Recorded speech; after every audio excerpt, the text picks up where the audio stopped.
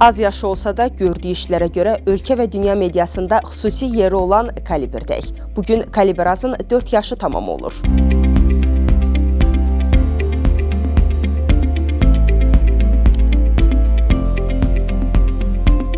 Sayt 10 mart 2021-ci ildə fəaliyyətə başlayıb.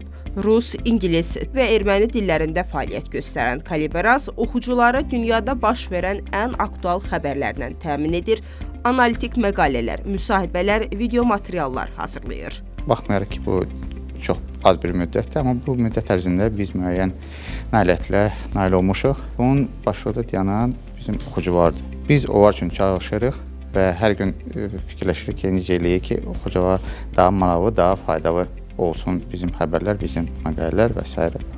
Bu 4 il ərzində ən əsas biz oxucuların etibarını qazanmışıq. Bu ən böyük nailiyyətdir mənim fikrimcə.